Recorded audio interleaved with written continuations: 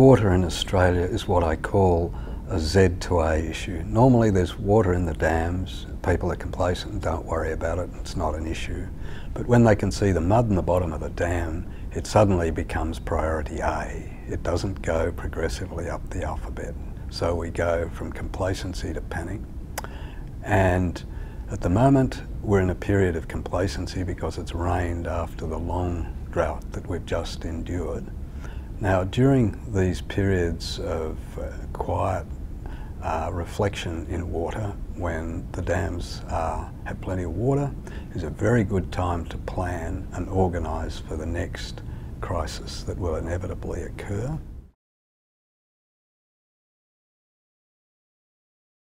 Well, there are three key uses of water. And the first one is food production. Something like 70% of the world's water resources are used to produce food. Irrigated agriculture, for example, produces 40% of our food supplies and something like half the economic value of agriculture. So water and food production are linked. Also, environmental water is important. If we dry up our rivers, we do a lot of damage to the health of those rivers, which in turn does a lot of damage to the health of the water resource on which we all depend. So sufficient water has got to be provided to the environment and to keep it healthy. And of course cities have key needs for water supply, sanitation and for the aesthetics of a city. The developing economies largely in Asia, India, China, Indonesia, Thailand, etc.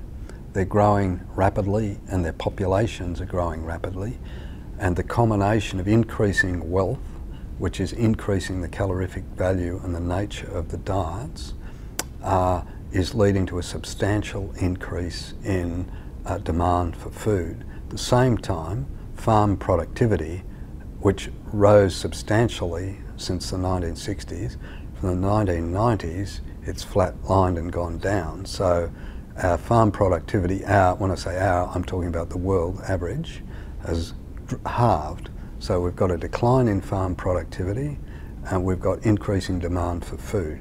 So we've got a challenge on our hands, and this challenge actually creates opportunity for Australia with a food-producing economy, and one with a highly adaptable group of leading farmers.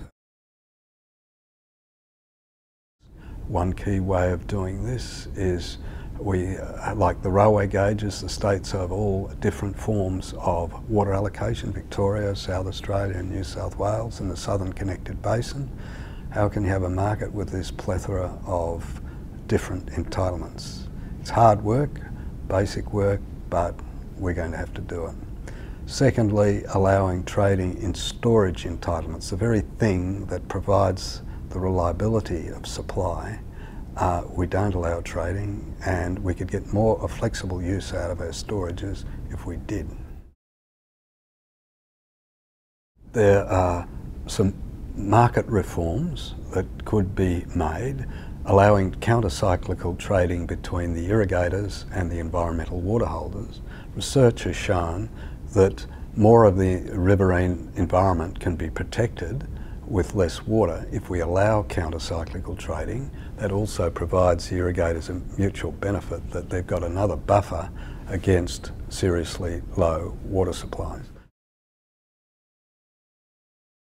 Our climate provides us with such uncertain water supplies, inflows to the dams.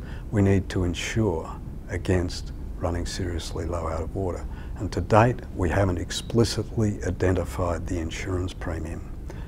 Now we need to explicitly identify it, and that's quite a complex piece of work that needs to be done. We've worked out a potential method for doing this, but it would allow us to reform urban water pricing so that there was a separate component for insurance, insuring the city, and potentially consumer choice over how much insurance they were willing to pay. And it would also, importantly, help us rank the augmentations to the water supply system.